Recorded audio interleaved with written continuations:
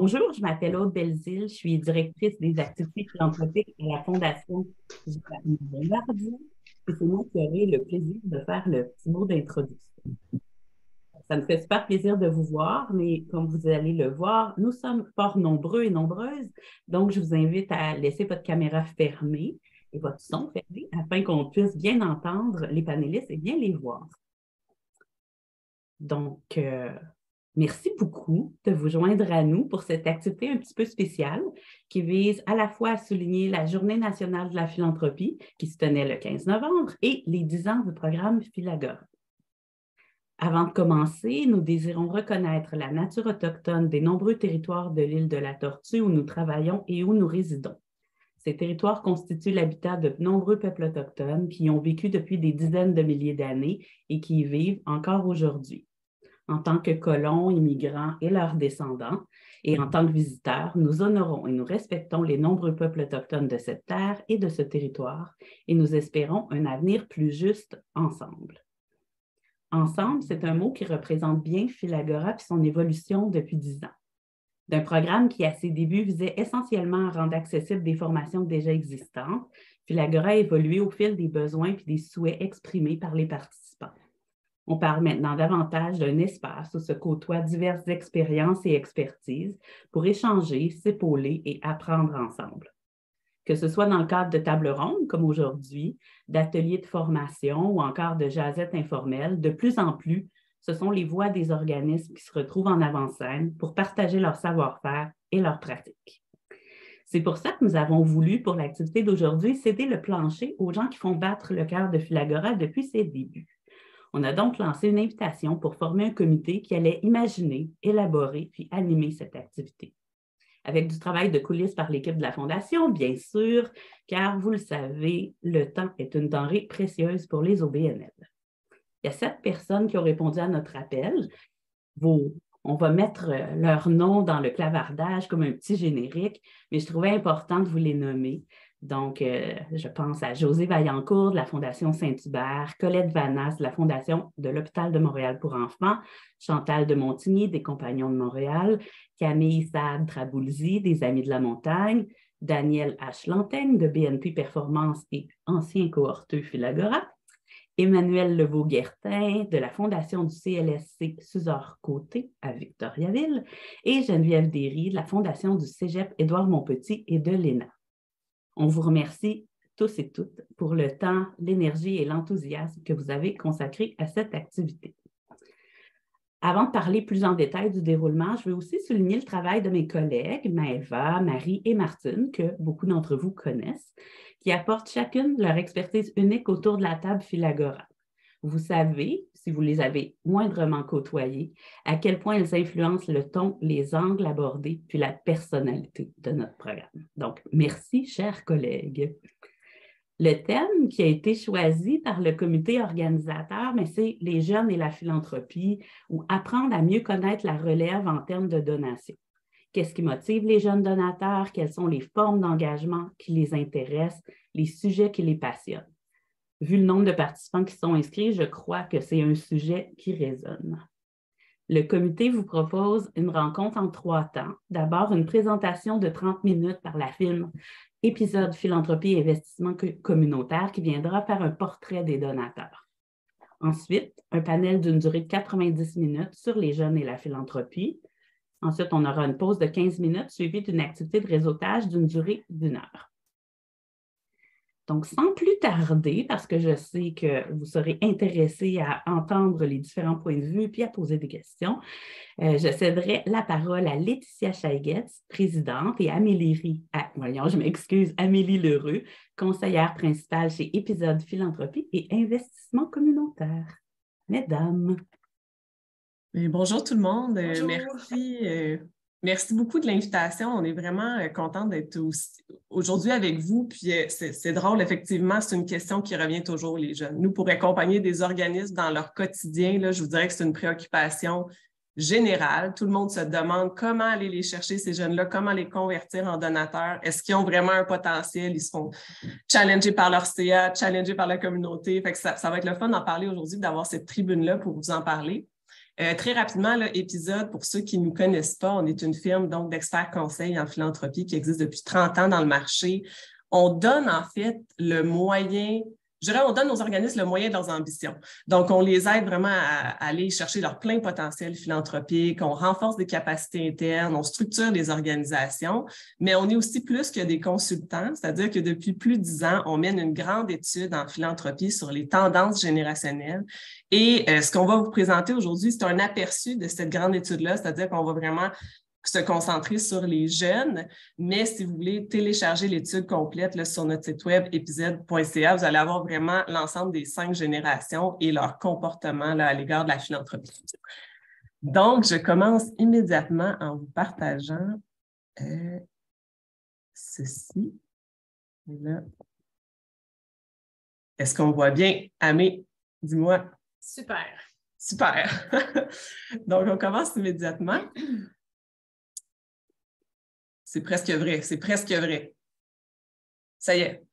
Donc, des jeunes plus sensibilisés que jamais. Ce qu'il faut savoir, c'est que les jeunes en philanthropie, d'abord, ce sont des générations là, qui, dès leur jeune âge, ont été très, très sensibilisés par tout type d'enjeux, enjeux sociaux, enjeux environnementaux.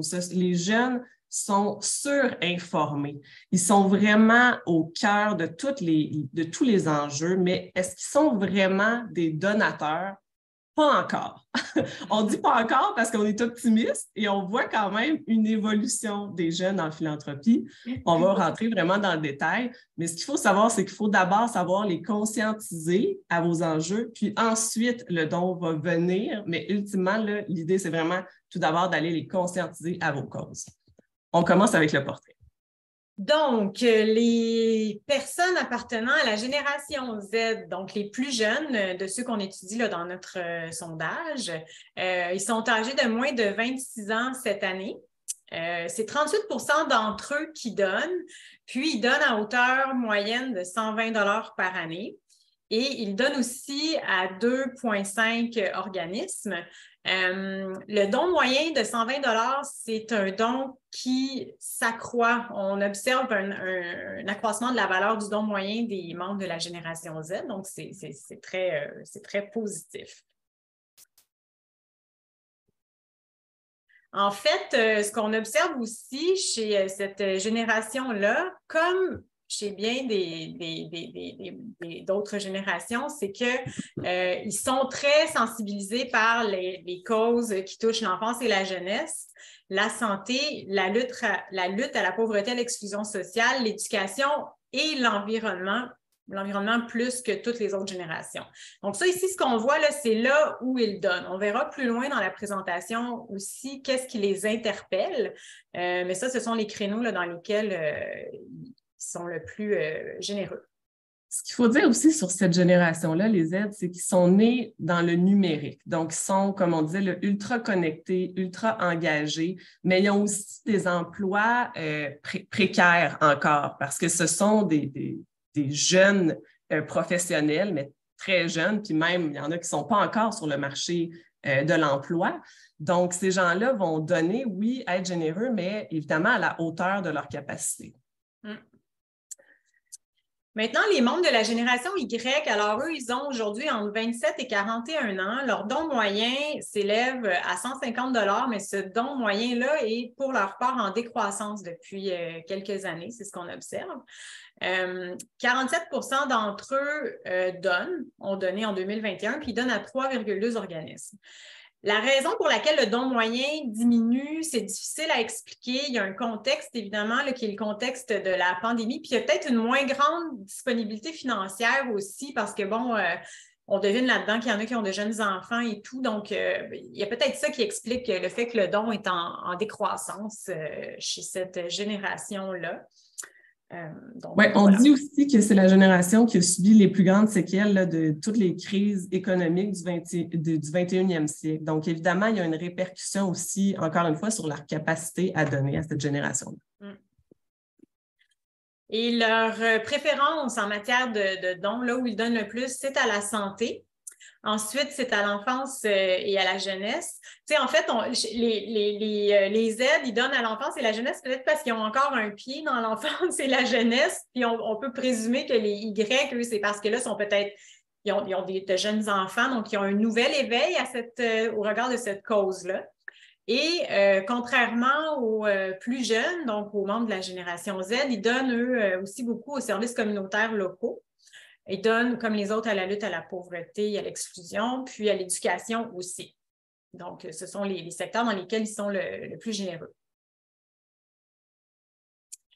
Alors, qu'est-ce qui les anime, les jeunes, puis qu'est-ce qui les intéresse en matière de causes et je dirais, de groupes aussi là, qui peuvent être touchés là, par différentes problématiques? Il faut dévoiler ça. Alors, les jeunes, ce sont les Z se sont montrés les plus interpellés. Là, je veux préciser le terme, là, interpellés, on leur a vraiment demandé, tu sais, en quoi ils se sont montrés sensibles. Ça ne veut pas dire que c'est à ça qu'ils ont donné. Mais les causes qui les ont interpellés, on va voir là, qu'il y a une cause qui revient au top 1 de toutes les générations. Mais ce qu'on observe, c'est que ce sont les plus jeunes qui se sont montrés le plus interpellés par la santé mentale, la lutte contre la discrimination et le racisme, puis le droit des peuples autochtones. Alors que du côté des générations plus âgées, ce qui les a le plus interpellés, c'est la cause des aînés, les banques alimentaires, puis la recherche médicale aussi. Là, on n'oublie pas là, qu'on est en contexte, là, c'est 2021, contexte, oui, de pandémie, toute la crise qui a secoué. Il y a différentes crises, en fait, là, pendant ces années-là qui ont secoué différentes populations. Donc, les jeunes, donc, sont ceux qui se montrent le plus sensibles aux trois causes que je vous ai mentionnées là. Puis, la cause entre toutes qui a interpellé les Québécois, si on veut, là, c'est le soutien aux femmes victimes de violences conjugales.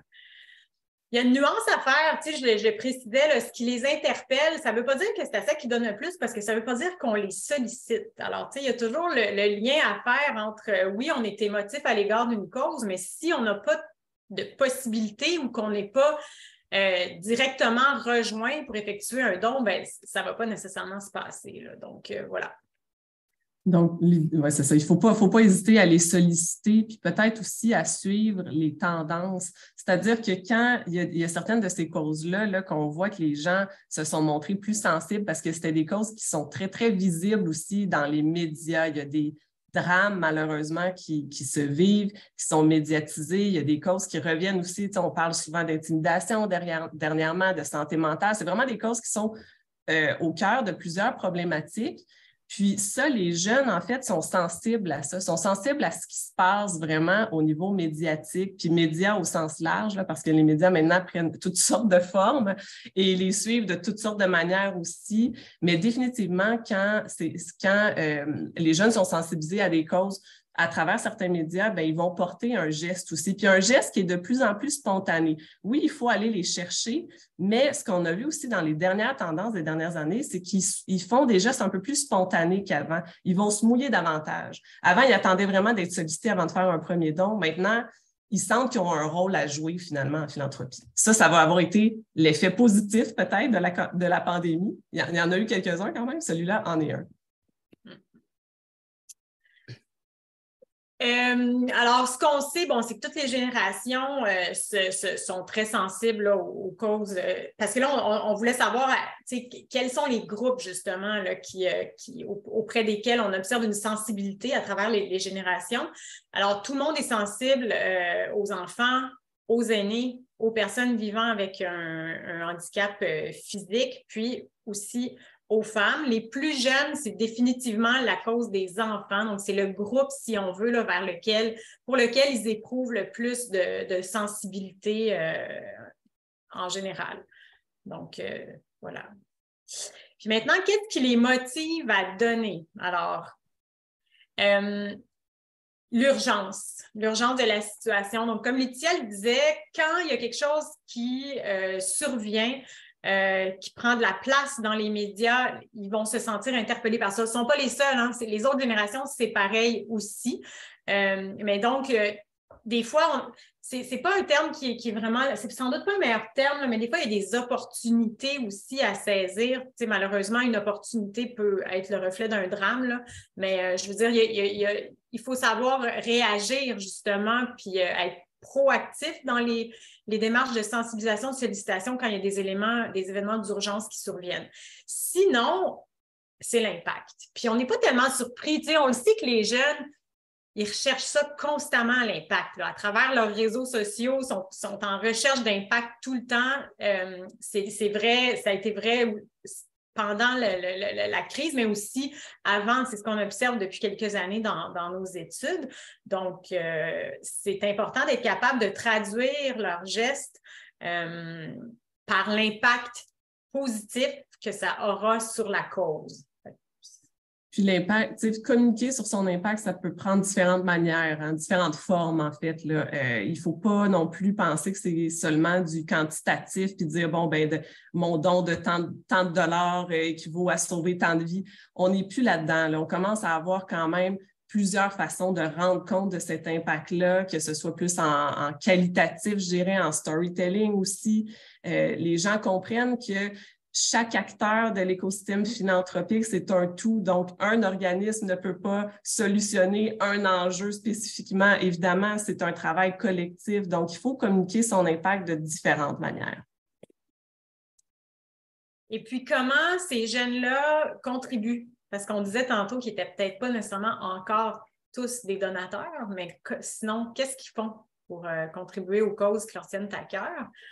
Donc, au même titre que les autres générations, dans le fond, ils font bien d'autres choses aussi. Là. Ils donnent des denrées. Cependant, c'est la génération qui le fait le moins. Ben, c'est quand même 50% pratiquement d'entre eux qui le font, mais c'est moins que les autres générations. Par contre, ils donnent beaucoup de leur temps. Puis on aurait pu penser que c'était un effet de la pandémie, parce que souvent, on associe beaucoup les retraités, les personnes plus âgées aux bénévoles qui viennent en soutien aux organismes et tout ça, mais en fait, les jeunes se sont toujours manifestés de cette façon-là. Donc, ils font beaucoup de bénévolat. Puis des fois, c'est peut-être même sans le savoir qu'ils en font. Ils se trouvent à s'impliquer. Puis pour eux, c'est normal de ne pas être rémunérés parce qu'ils ne sont pas encore nécessairement sur le marché du travail. Puis il n'y a pas un coût d'opportunité à faire du bénévolat versus travailler. Fait qu'ils ne voient peut-être pas le fait que ce qu'ils font, en vérité, c'est effectivement donner du temps et donc du bénévolat. Donc, c'est un bon bassin de bénévoles pour les organismes. Puis j'irais même un peu plus loin aussi. Pour ceux qui étaient à l'AFP plus tôt cette semaine, il y a un jeune super intéressant qui a gagné un prix, en fait, au gala de l'AFP là, qui se tenait il y a 2 jours. Justin Roy, puis là, je sais pas, c'est plate qu'on ne vous voit pas, là, je ne sais pas s'il y en a qui opinent du bonnet, mais Justin Roy, 17 ans, là, a fait une levée de fonds pour Opération Enfant Soleil, il a récolté 18 000 $. Puis quand on a entendu son témoignage de remerciement, il disait, bon, ben moi, quand j'ai su que je gagnais un prix en philanthropie, je suis allée voir sur Google ce que ça voulait dire philanthropie, puis je me suis dit, ah oui, ça me ressemble, ça. Mais l'anecdote est vraiment savoureuse, je trouve, parce que c'est ça aussi la génération des plus jeunes, c'est qu'ils sont investis, puis ils ne savent pas encore qu'ils font de la philanthropie. Donc là, je pense qu'on a un rôle à jouer. En fait, tous ensemble, d'expliquer ce que c'est aussi de la philanthropie, de rendre ça peut-être aussi plus attrayant des fois, là, parce que c'est peut-être un mot qui fait encore old school, là, appelons ça comme ça. Donc, il y a un effort collectif à faire de tous et chacun de voir qu'il y a des façons différentes de s'impliquer auprès des causes, puis qu'ils ont une voix au chapitre, finalement, les jeunes aussi, puis ils sont importants. Quand un jeune se sent interpellé par une cause, quand il est sensible à un groupe plus particulier de la société, sa façon de se montrer, de démontrer cet intérêt-là, ça va être de les suivre, de suivre les organismes qui concernent ces préoccupations sur les réseaux sociaux. Donc, évidemment, ça ne fait que nous rappeler l'importance d'avoir des stratégies multiplateformes puis d'être présent partout.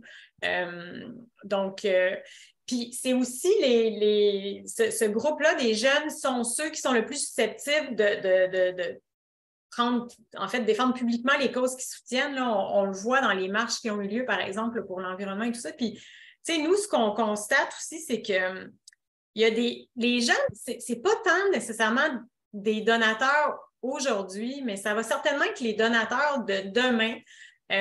Puis de semer cette graine-là, cette sensibilité-là, ce sentiment qu'ils peuvent effectivement avoir de l'impact, c'est important de le faire maintenant pour en récolter les fruits plus tard. Puis on voit beaucoup de campagnes de sensibilisation sur les réseaux sociaux, justement. Puis je pense que c'est une avenue qui est très porteuse aussi pour les organismes, tu sais, de se positionner à l'égard d'un enjeu de société, puis de communiquer autour de cet enjeu-là sans nécessairement que ce soit une campagne de dons automatiquement, mais plutôt une campagne de soutien parce qu'on le sait que les jeunes vont répondre à ça. Ils ont envie de soutenir, d'appuyer, de défendre les enjeux qui les préoccupent.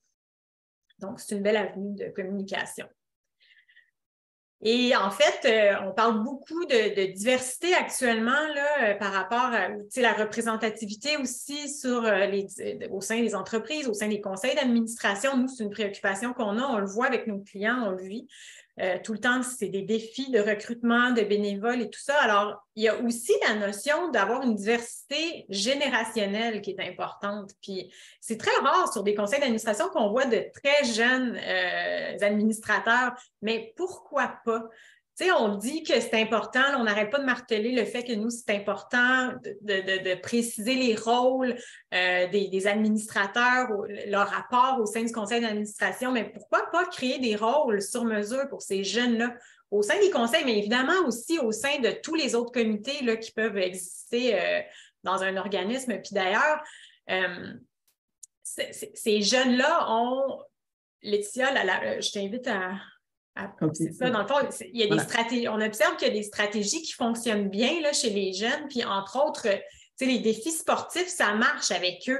Les défis ou solliciter ses pairs, puis contribuer aussi, encourager ceux qui appuient des causes à travers des défis, ça fonctionne super bien chez les jeunes. Donc, il faut essayer de les impliquer là-dedans. C'est une bonne façon pour eux de contribuer puis de se sentir interpellés.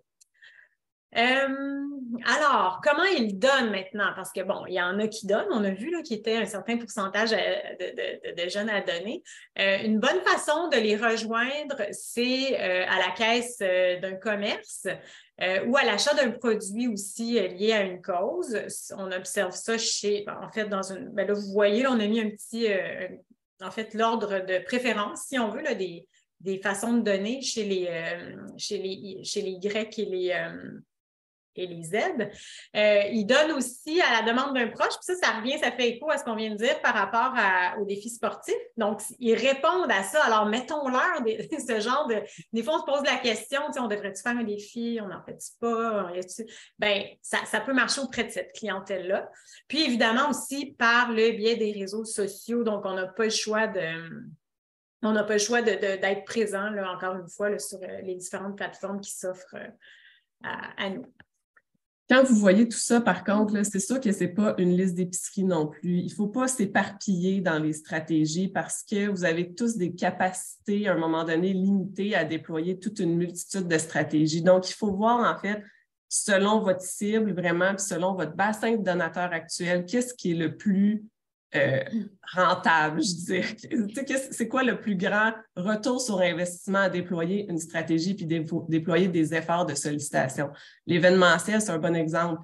C'est intéressant pour les jeunes, c'est beaucoup d'efforts aussi. Donc, c'est une stratégie à mettre en place, mais avoir sur un retour sur investissement à long terme. Ça ne sera pas à court terme. Mais à un moment donné, on est bien conscient qu'il faut faire des choix éclairés puis des choix basés sur votre capacité à réaliser toutes ces stratégies-là. Donc, merci beaucoup, Amélie et Laetitia, pour la présentation qui était fort intéressante. Je pense qu'il a suscité plein de questions et qu'il va amener des discussions. Donc, merci. Merci, bon panel. Merci.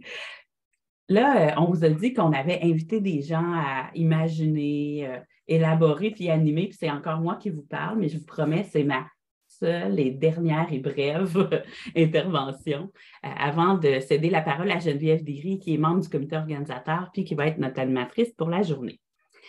Comme je vous mentionnais en intro, le panel d'aujourd'hui cherche à mieux cerner les motivations, les attentes, les aspirations des jeunes donateurs ou encore des futurs donateurs. J'ai vu qu'il y avait une belle proposition là, Amélie, je crois, de Créativité Québec, qui disait est-ce qu'on peut aussi éventuellement penser à des initiatives qui sont initiées par les jeunes et non nécessairement où on leur demande de contribuer comme donateurs seulement. Je pense que ça aussi, c'est une belle chose à explorer. Je vous dirais que dans les rencontres préparatoires qui ont eu lieu la semaine dernière pour le panel, il y a eu des discussions vraiment intéressantes qui se reflèteront, j'en suis persuadée, dans les échanges à venir. Mais un des éléments qui est ressorti, comme dans les informations partagées par Amélie et Laetitia, c'est l'importance des notions d'équité, diversité, inclusion. D'ailleurs, nos panélistes et notre animatrice, là, John, Alice, Stéphanie puis Geneviève, ont chacune exprimé leur malaise de participer à un panel constitué exclusivement de personnes blanches. On les remercie vraiment pour leur transparence puis leur prise de position sur ce sujet. Je crois que c'est un rappel que nous avons tous et toutes un rôle à jouer si on veut que les choses changent en profondeur. Donc, comme équipe, on a décidé de s'engager formellement à ce que dorénavant, les conversations et panels organisés dans le cadre de Philagora reflètent la diversité des communautés qui constituent notre milieu. Donc, c'est notre dernier panel de 2022. Pour 2023, on s'engage à tenir cette promesse-là. Ça sera à vous de nous dire si on le fait bien puis à nous rappeler à l'ordre si on ne le fait pas. Sur ce, je vous présente notre animatrice Geneviève Derry, que j'ai le plaisir de côtoyer depuis plusieurs années dans le secteur philanthropique. Le parcours professionnel de Geneviève est marqué par les communications et la philanthropie. En communication d'abord chez Ellen Knowlton, puis à la Croix-Rouge canadienne. Ensuite, en philanthropie à la Fondation Paul Gérin-Lajoie et avec un retour à la Croix-Rouge canadienne. Mais depuis octobre 2021, Geneviève est directrice générale de la Fondation du Cégep Édouard-Montpetit et de l'École nationale d'aérotechnique. Geneviève, le plancher est à toi. Merci beaucoup, Aude, c'est gentil. Bonjour à tous, bonjour à toutes. On a un panel qui s'annonce fort intéressant, je vous le garantis. J'ai participé à la rencontre donc la semaine dernière.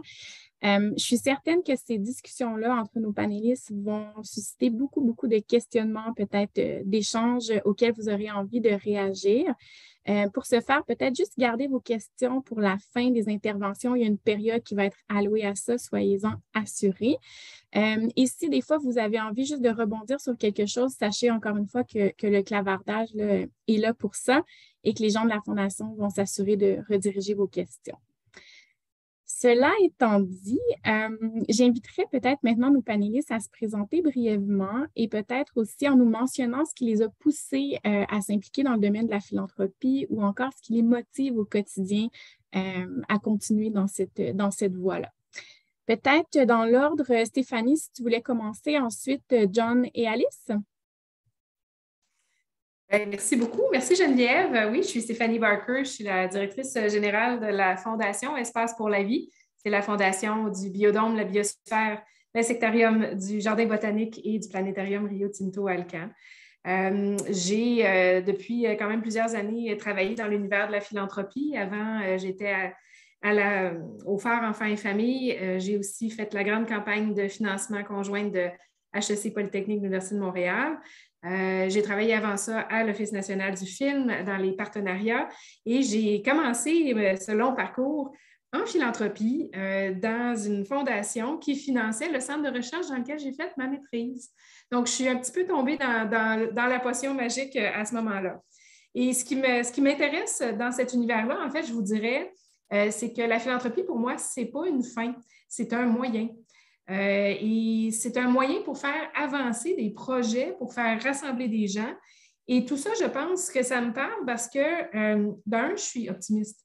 Le verre toujours à moitié plein. Puis en général, c'est du vin qu'il y a là-dedans. Parce qu'il faut que ce soit le fun. Ensuite, je me sens redevable. Je fais partie d'une communauté. Je ne conçois pas de faire un parcours, de faire des projets tout seul. Ça ne me ressemble pas. Mon rapport au monde n'est pas comme ça. Puis finalement, je suis impatiente. Quand je m'intéresse à quelque chose, quand je bâtis un projet, je veux que ça avance. Et la philanthropie, c'est un outil remarquable. Donc, c'est un petit peu ma posture en philanthropie. Merci Stéphanie. John? Bonjour, merci pour l'accueil. Je m'appelle Jonathan McFadden-Waitzer ou John. et je suis l'organisatrice nationale chez Ressources en Mouvement.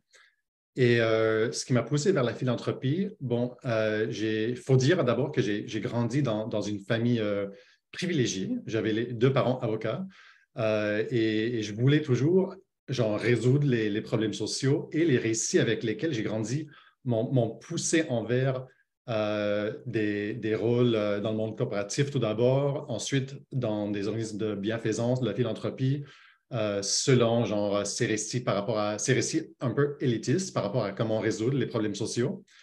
Et ensuite, j'ai commencé à me questionner sur les sources de ces problèmes-là.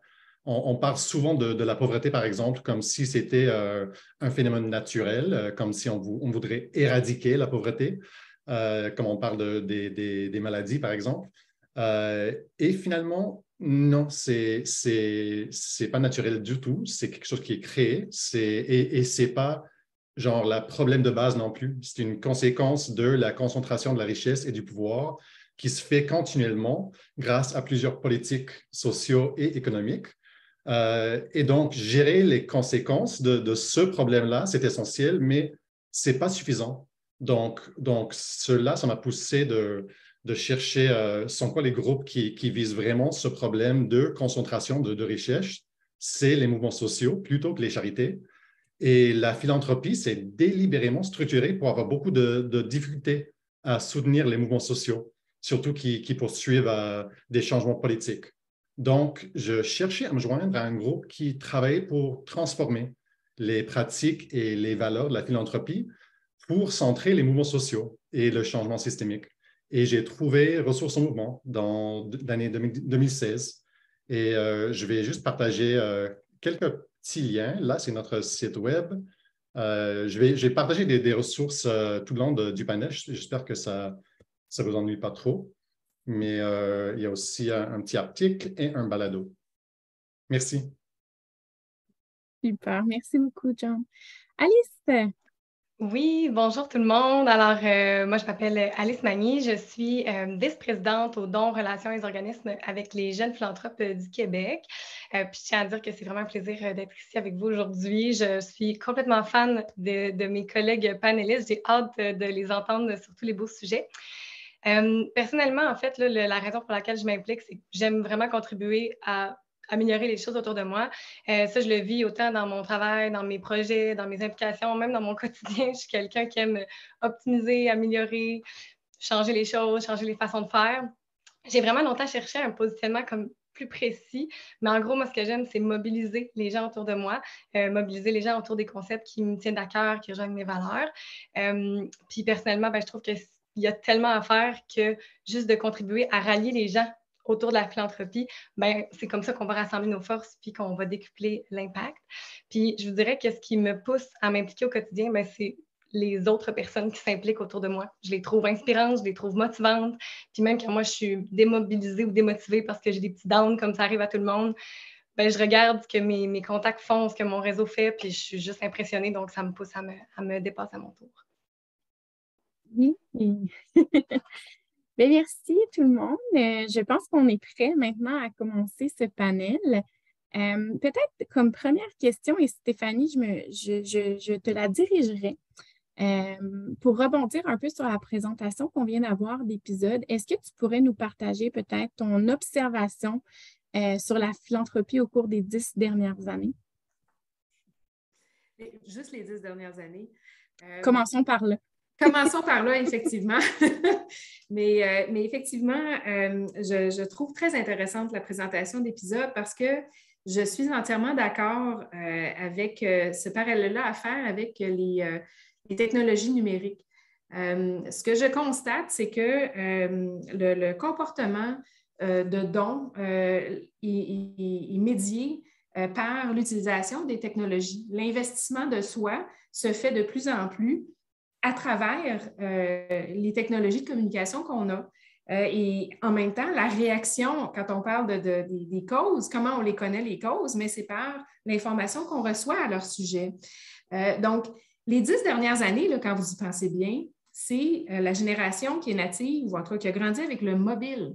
Les carrés rouges, on a vu ce que les jeunes sont capables de faire avec le mobile. Ils s'organisent de façon très spontanée et ils peuvent faire un mouvement de population qui renverse un paradigme établi, là.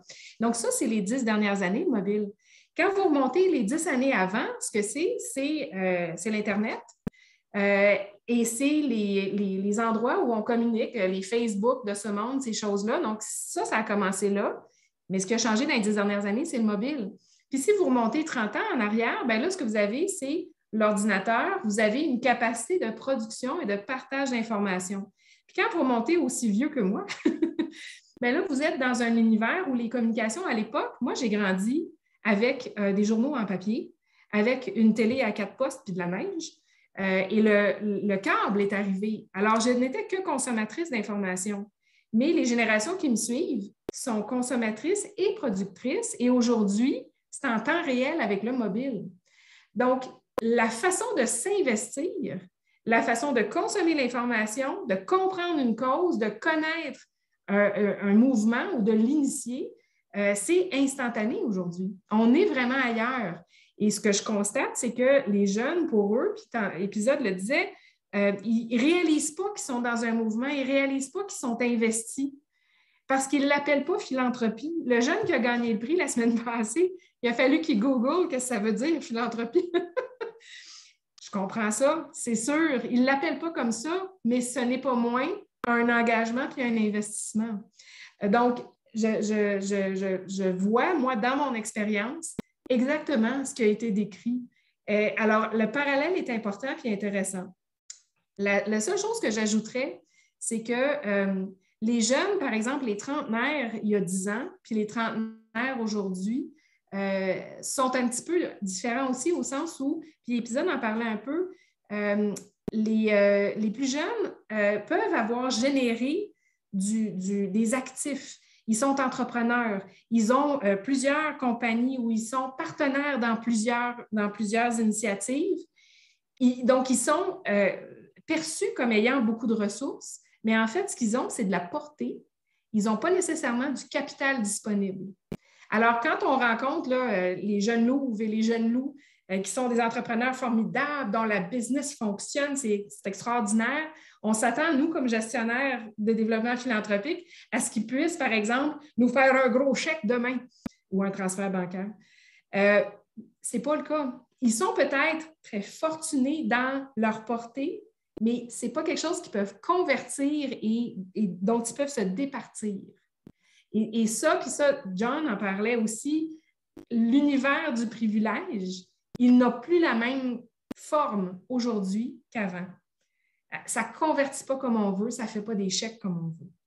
Alors, on est vraiment dans un changement de modèle économique, je dirais, et de participation. Bien, je trouve ça super intéressant ce que tu dis, puis je serais même aussi peut-être intéressée à entendre Alice par rapport à ça. Comment est-ce qu'on peut miser justement sur ce dont Stéphanie vient de mentionner, l'énergie, le réseau qu'apporte la nouvelle génération pour faire rafraîchir, peut-être faire bouger les pratiques qui sont, on peut peut-être oser le dire, trop ancrées dans des façons de faire, ou encore quand on se rapporte aussi pré-pandémie. Qu'est-ce que les jeunes, vous avez à offrir au secteur de la philanthropie? Bien, je pense premièrement que tu le mentionnes dans ta question, là, ce que les jeunes générations, dont la mienne probablement, ont à offrir à la base, c'est l'énergie. L'énergie, puis pour moi, elle va se caractériser aussi dans un certain idéalisme. Fait que là, je pense qu'il y a comme une dichotomie qui s'installe. Il faut faire attention pour ne pas briser cet idéalisme-là, pardon. C'est certain qu'il faut l'encadrer, il faut l'amener à développer des choses plus concrètes que juste, OK, on va changer le monde du jour au lendemain, puis ça va se faire comme ça. Mais en faisant attention à ne pas démotiver, briser les ambitions des plus jeunes. Puis je pense que ça, bien, ça passe par, entre autres, la sensibilisation, puis la présentation de différents leviers potentiels. C'est comme Stéphanie, tu le disais, on s'attend à peut-être que bon, les profils puissent nous remettre un chèque ou faire un don important. Mais de dire, OK, si ce n'est pas possible, bien, comment on peut justement faire une différence à notre hauteur, à nos moyens, puis nous permettre quand même de nous impliquer. Parce que je pense que ce qui est important aussi, c'est de se rappeler que bien, les objectifs ultimes de philanthropie qu'on va tous notre rêve de changer le monde, changer les choses, pas toujours inatteignable. En fait, c'est pas inatteignable du jour au lendemain, mais de le décortiquer, de le séparer en différentes avenues, différents petits morceaux qui vont nous permettre de faire une différence concrète au quotidien. Je pense que c'est là que les jeunes vont se retrouver, c'est de constater l'impact, puis justement de souligner cet impact-là une fois qu'il a eu lieu. C'est d'être capable de dire, ben oui, OK, tu n'as peut-être pas fait un énorme chèque, mais le temps que tu as donné, l'énergie que tu as mis dans mon événement ou la prise de parole que tu as prise dans une mobilisation citoyenne, ça a fait une différence à tel niveau. Puis ça aussi, ça n'a peut-être pas la valeur d'un chèque concrètement dans l'organisme, mais à court, moyen, long terme, ça va faire une différence, c'est certain. Puis comment ça l'a fait, je pense que c'est ça qu'on veut entendre, qu'on veut constater. Puis ultimement, je pense que de toute façon, toute personne qui s'implique devient de plus en plus sensibilise de plus en plus de personnes, puis va faire des dons à un certain moment dans sa vie si elle en a les moyens, puis si elle se sent capable de le faire. T'sais. Absolument. Puis quand on parle justement de sensibilisation, d'impact, de mobilisation, il y a des choses que tu as dites d'entrée de jeu, John, que je trouvais super intéressantes par rapport à ça et par rapport à cette vision que Ressources en mouvement est en train d'apporter, la différence ou l'impact en fait que vous souhaitez créer. Puis je ne sais pas si tu peux nous en parler peut-être un peu plus parce que moi, la première, quand tu parlais de philanthropie, de justice sociale, c'était quelque chose que je ne connaissais pas. Puis je suis certaine qu'il y en a d'autres qui sont dans le même bateau que moi. Puis alors, je te céderai la parole par rapport à ça. Merci beaucoup. J'aime beaucoup parler de ça. Mais avant de parler de la vision genre pour la future de la philanthropie, pour nous, genre, c'est quand même nécessaire de prendre un petit pas de recul puis de parler de c'est quoi la philanthropie. Parce que souvent, on parle de la philanthropie comme le déploiement des ressources privées pour le bien commun. Puis, genre, d'une certaine manière, ça peut être juste ça, mais il y a quand même des bémols importants. Les crédits d'impôt pour les donateurs, donatrices les plus riches peuvent monter jusqu'à 54% des dons. Et ce 54%, c'est de l'argent qui est retiré du plateau public. Et donc, genre, la majorité de certaines ressources philanthropiques sont en fait des ressources publiques qui ont été retirées du contrôle public. Donc, parlons juste comme numériquement, si on veut, c'est plus juste de décrire la philanthropie comme un régime de privatisation, de prise de décision sur les ressources publiques et non pas le déploiement des ressources privées pour le bien public. Donc même là, genre, ça remet en question si la philanthropie, c'est une bonne chose. Et que faire avec ça? Ben, pour nous, chez Ressources en mouvement, ça nous appelle à envisager une philanthropie radicale, une philanthropie de justice sociale. Mais en fait, plutôt, ce que nous envisageons, c'est l'abolition de la philanthropie.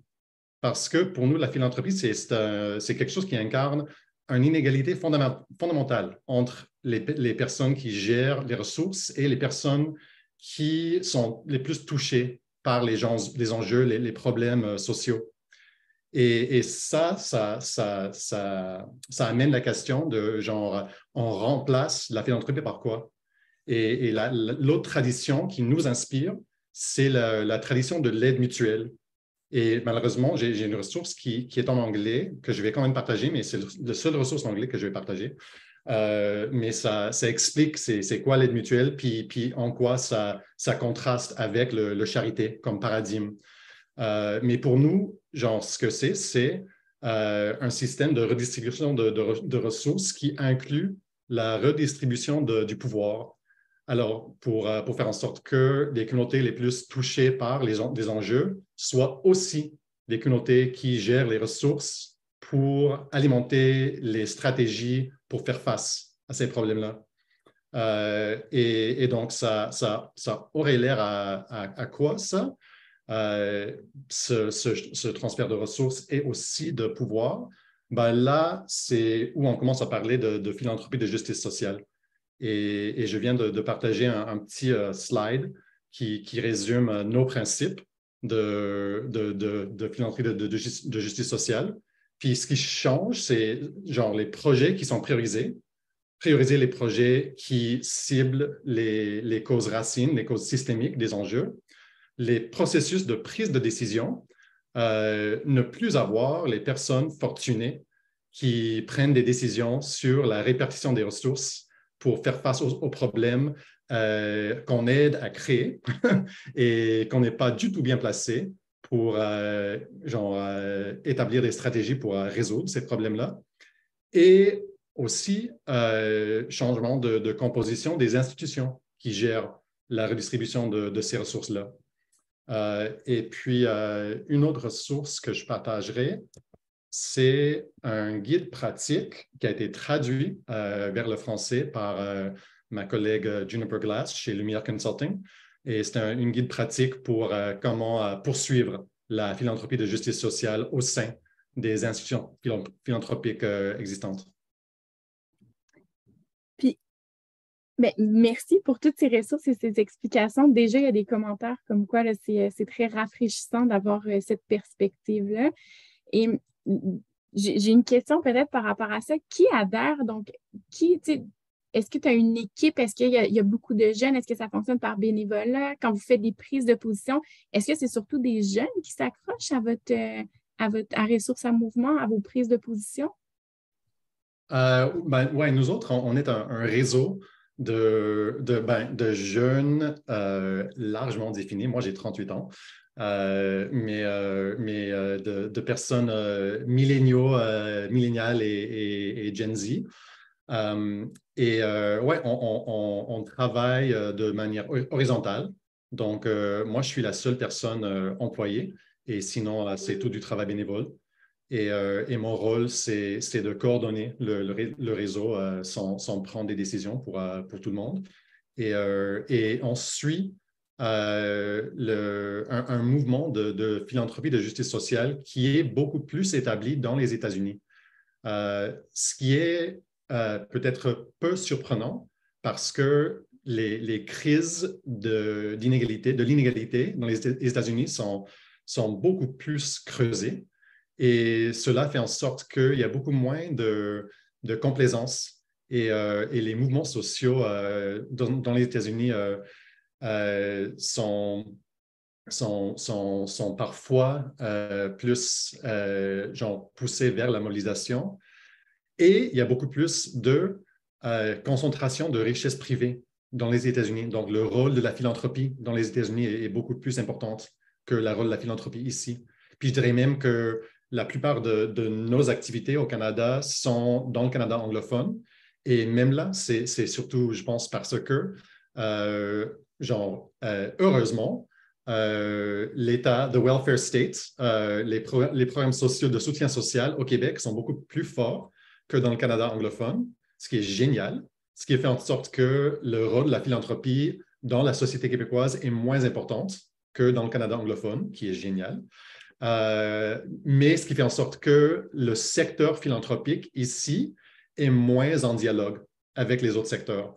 Et c'est pour ça, d'après moi, que ce mouvement de philanthropie de justice sociale ce soit un peu plus avancé dans les autres sociétés où les crises sociaux et le rôle de la philanthropie sont un peu plus avancés aussi, malheureusement. Bien, merci. Il y a quelqu'un qui mentionne dans le clavardage que la diapositive sur les principes de philanthropie et de justice sociale est restreint. Donc, l'accès est restreint. Peut-être si tu peux juste repartager ou modifier l'accès. Je trouve que ça ouvre la porte, en fait, à une autre question où j'aimerais vous emmener peut-être, puis j'aimerais vous entendre tous les trois par rapport à ça. C'est dans la communauté philanthropique telle qu'on la connaît là, en ce moment, il existe des récits qui sont dominants.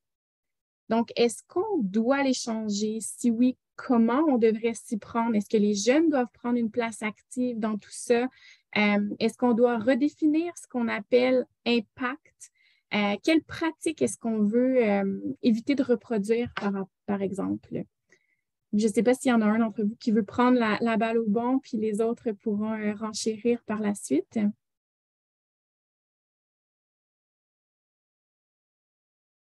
John, Stéphanie? Alice? John vient de parler, on va lui laisser. Qui voulait y aller, je peux me lancer. Sinon, je pense Vas-y, que j'ai Alice. hâte d'entendre mes collègues sur ce sujet-là. On dirait que je suis peut-être moins la mieux placée pour parler des récits dominants. J'ai l'impression que j'ai comme hâte d'entendre Stéphanie et John sur le sujet. Mais personnellement, je pense que devons nous les changer. Ça dépend lesquels. Puis encore là, je vais laisser mes collègues s'exprimer. Moi, c'est plus sur la définition de l'impact que j'ai peut-être un point à amener.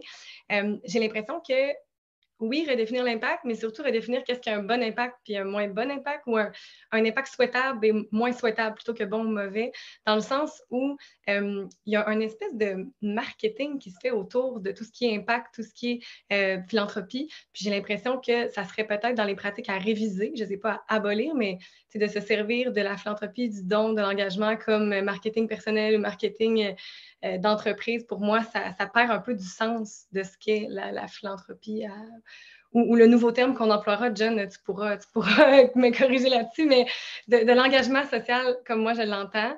Je n'ai pas nécessairement la réponse sur le comment y arriver, mais définitivement, je pense que ça serait pertinent de se rallier à une vision commune de l'impact, puis l'impact aussi qui est souhaitable et attendu dans la société. Puis, tu sais, ça me fait penser à quelque chose quand tu dis justement par rapport à l'engagement. Pour toi, est-ce que la philanthropie, c'est ça? C'est l'engagement, c'est au-delà du don.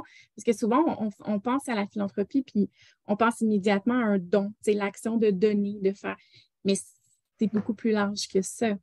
Bien, tellement. Puis moi, c'est ça sur quoi je tape depuis des années dans mon réseau autour de moi. Je suis comme la philanthropie, c'est beaucoup plus que le simple don. En tout cas, à mon sens, à moi. Puis encore là, ça se rapporte vraiment à mon expérience, mon expertise. J'ai pas la science infuse, mais ce que j'en pense, c'est que pour moi, la philanthropie, c'est la considération de ton environnement, des autres. C'est sa définition propre, c'est comme l'amour des gens, de l'humain. Donc, c'est de donner. Puis dans le don, à mon avis, il y a la compréhension, il y a la raison qui est derrière aussi, qui est importante. Donc, tout le justificatif, au-delà de l'action du don. On rapporte beaucoup la philanthropie à l'action du don monétaire. Puis pour moi, c'est comme dans les pratiques qui seraient à revoir ou à réviser pour mieux s'entendre sur ce qu'est l'impact, justement, qu'on revient, qui est souhaitable. Merci, Alice. Puis je vois que John t'a écrit dans le clavardage. Est-ce que tu veux peut-être partager ton point de vue? Juste que je répondais à Alice ce que tu disais par rapport à comme, quel mot utiliser. Puis, pour moi, ça reste toujours important de changer les pratiques avant de changer les mots, comme je suis sûr que tu dirais aussi. Tout à fait. Sinon, je peux partager ma réponse avant de passer la parole à Stéphanie. Bien sûr. Puis moi, je parlerai plutôt de quelques récits qui sont souvent des non-dits, d'après moi, mais qui restent dominants parce que ce sont des récits qui sous-tendent la philanthropie, d'après moi. Donc, le premier serait que, comme j'ai dit, que la pauvreté est un phénomène inévitable. Je pense que,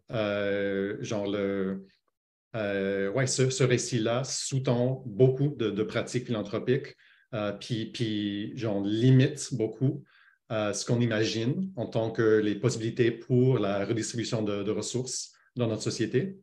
L'autre récit, c'est que les élites capitalistes qui sont responsables pour la création de la pauvreté devraient occuper des rôles de leadership dans les efforts pour réduire la pauvreté. Y inclut la définition du succès ou de l'impact.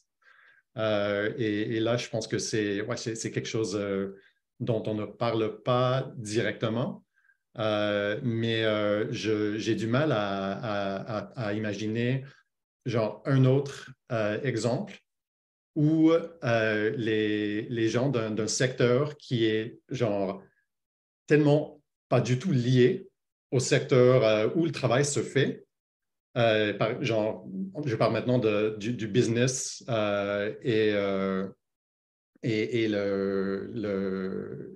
les mouvements sociaux, le travail sur le terrain, puis qu'on donne autant de pouvoir, puis de respect, puis de déférence aux personnes qui ont eu du succès dans le business, puis qu'on les invite à prendre autant de pouvoir dans la prise de décision sur l'établissement de des stratégies pour contrer l'inégalité. C'est comme, ça me fait capoter. L'autre récit serait que les communautés directement concernées par les enjeux sociaux n'ont pas la capacité pour gérer les ressources philanthropiques eux-mêmes directement. On ne le dit jamais, mais ça sous-tend beaucoup de nos pratiques philanthropiques. Et un peu lié à ça, un récit que les personnes expertes issues de ces communautés sont trop difficiles à rejoindre pour les inclure dans les conversations et les processus menés par notre secteur. Y inclut les panels 100% personnes blanches. Puis je salue la décision de ne pas répéter ce genre de panel dans le futur.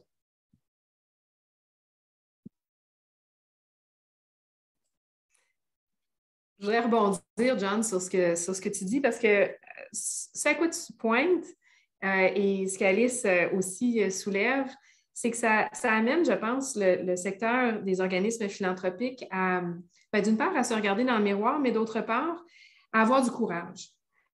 Changer un narratif dominant, c'est pas facile. Ça veut dire qu'on va prendre des risques. Ça veut dire que pour intégrer, pour inclure, pour changer le rapport de force, ça veut dire que tout le monde va laisser quelque chose sur la table. Là. Nos conseils d'administration, qui sont constitués très traditionnellement des personnes d'influence avec, qui personnifient ces rapports de pouvoir-là, vont être très confrontés par ces réflexions-là qu'on a. Puis ces réflexions-là qu'on a actuellement, ce sont des réflexions qui sont quand même assez courantes chez les jeunes. Je fais accessoirement le soir, la fin de semaine, dans des engagements bénévoles, ça fait plus de 20 ans que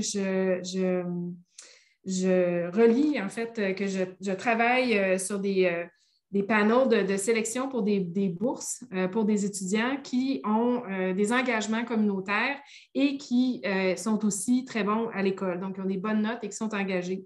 Et ces étudiants-là, ces jeunes-là ont changé dans les 20 dernières années. Et tout récemment, je voyais des exemples de jeunes qui présentent leur engagement communautaire presque comme c'est un plaidoyer, mais qui revendiquent dans des institutions de leur environnement une place pour les jeunes, mais pas une place décorative où on s'attend à ce que, parce que tu es le plus jeune, c'est toi qui vas être secrétaire, puis tu vas prendre des notes, puis tu ne diras rien. Ou bien ils revendiquent de l'authenticité dans la création de comités jeunesse ou de comités de représentation. De l'authenticité, c'est-à-dire qu'ils veulent vraiment, d'une part, décider de l'agenda, ils veulent le livrer. Ensuite, ils veulent être capables d'en évaluer l'impact et ils veulent pouvoir revenir à toute la communauté avec leurs conclusions et leur appréciation de comment la communauté a avancé grâce à leur engagement. Donc, ces jeunes-là, ils sont pas rares, là, ils sont partout au pays. Là. Et c'est ça l'attente des jeunes à l'endroit de notre milieu, je pense, et c'est ce que je lis parce que c'est ce que je reçois là, comme feedback, c'est que nos organisations évoluent dans ce sens-là. Donc, fassent l'effort d'inclusion, mais l'effort de redéfinition.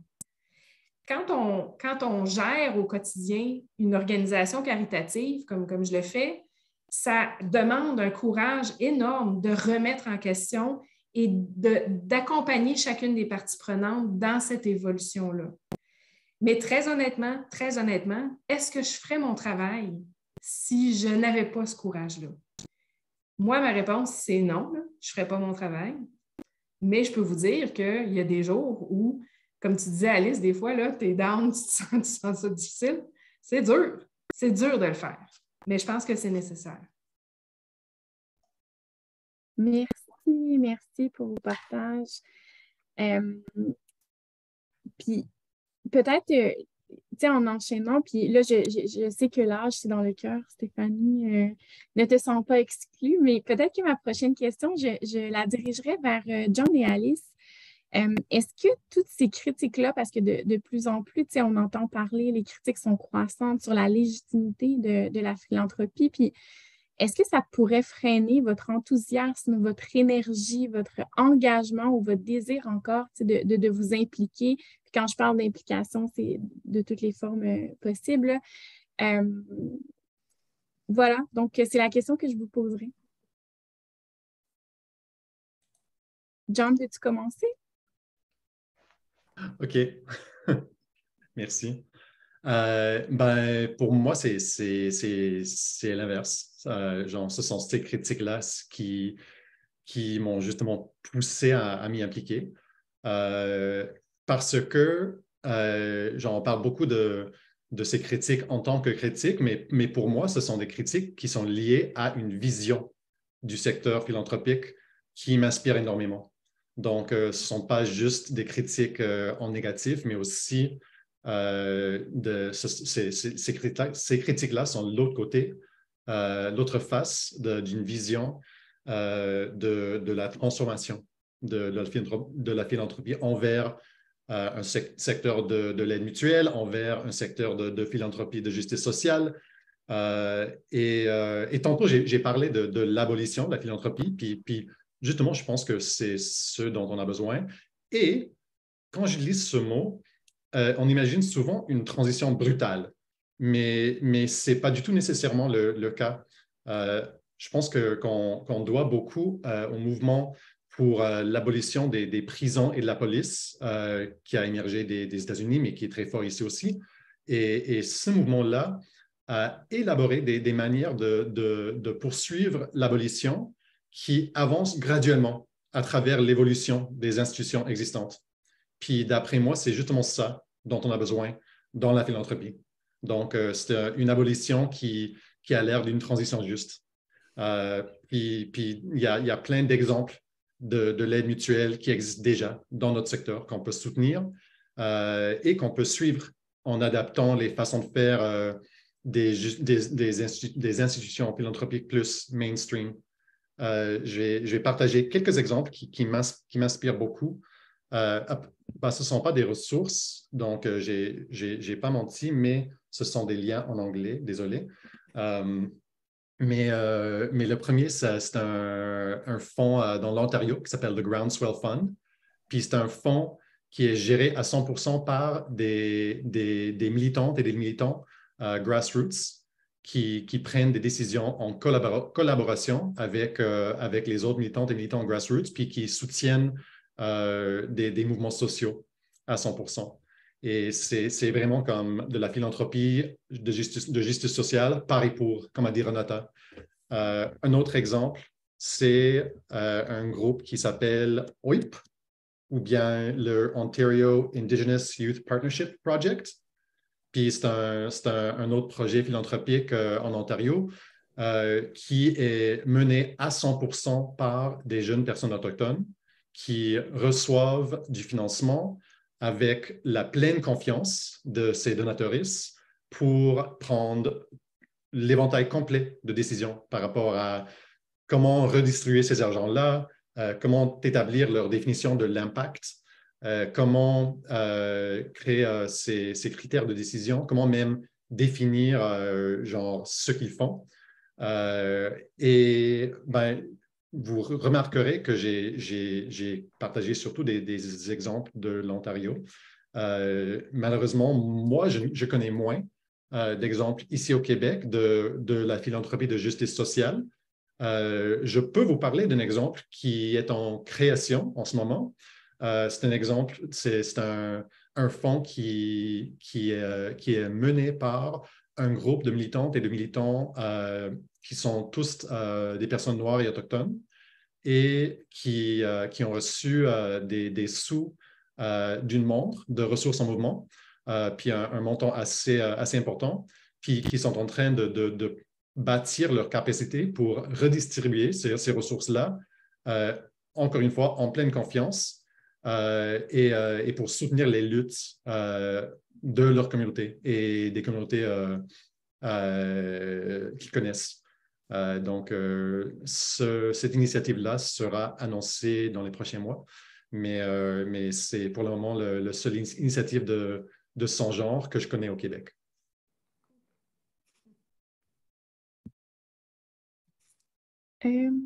Alice, est-ce que tu as envie, toi, de nous expliquer un peu comment tu vois ça, ces critiques-là par rapport à la philanthropie? Est-ce que ça peut freiner ton enthousiasme, justement, par rapport à tes implications?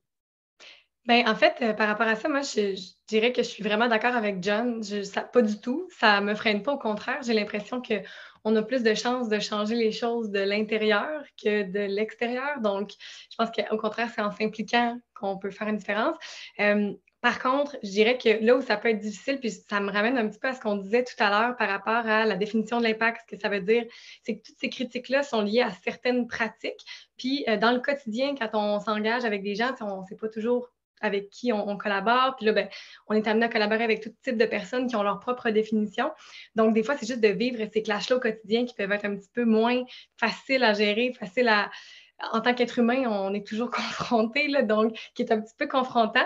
Mais je pense que c'est justement en s'impliquant à mobiliser les gens autour des valeurs qui nous correspondent puis qui correspondent à une définition plus commune de la philanthropie puis de l'impact qu'on va réussir à changer ça. Donc, moi, c'est comme John le disait, l'inverse là, qui se passe dans mon cas.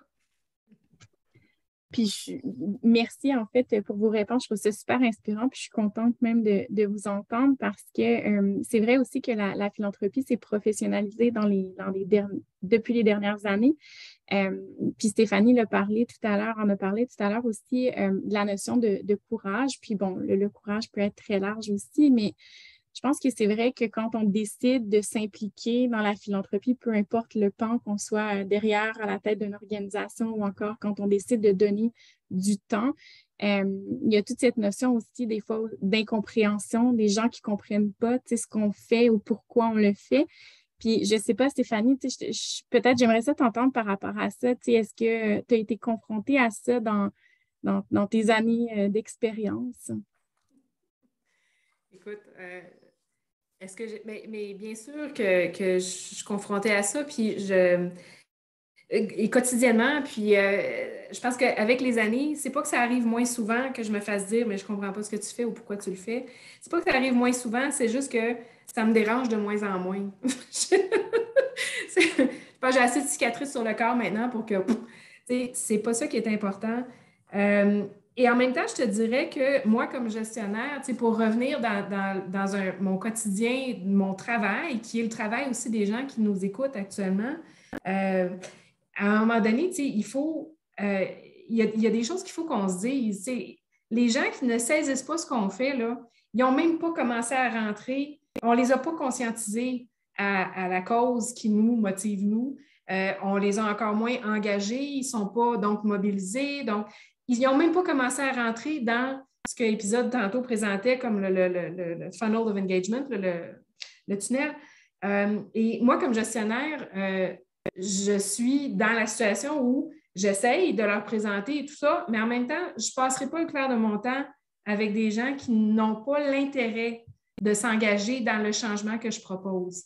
Je vais m'entourer de bénévoles, je vais mobiliser les réseaux pour réussir à rejoindre et être le plus inclusif possible. Mais à un moment donné, il faut quand même que la transition, elle se poursuive. Puis John a raison, les transitions, ce n'est pas jour-nuit, ce n'est pas d'un coup.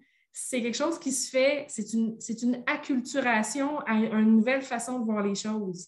Et dans le respect de où chacun est rendu, puis dans le respect où la communauté est rendue. La transition écologique, par exemple, qui me préoccupe beaucoup dans mon travail, parce que le lien humain-nature n'est pas viable, durable ni juste. Ça me motive beaucoup, ça me mobilise. Les musées dans lesquels je travaille s'intéressent à ça énormément, mais je ne peux pas non plus du jour au lendemain dire on vise un nirvana où tout le monde a zéro carbone de trace et tout ça. C'est pas vrai, ça n'arrivera pas comme ça. Il faut y aller doucement, il faut y aller en étapes, résolument, avec courage, fermeté. Et ce sont les jeunes, les premiers, qui embarquent dans cette vision-là. Il faut aussi, par contre, moi, comme personne de ma génération, puis dans mon rôle, il faut aussi que je les aide à canaliser cette énergie-là qui est vitale pour qu'ils connaissent des succès, puis que je rallie autour d'eux, autour de cette énergie-là, les conditions de succès. Alors, je pense que ça revient toujours à l'inclusivité de la démarche et au respect de chacun dans cette démarche-là.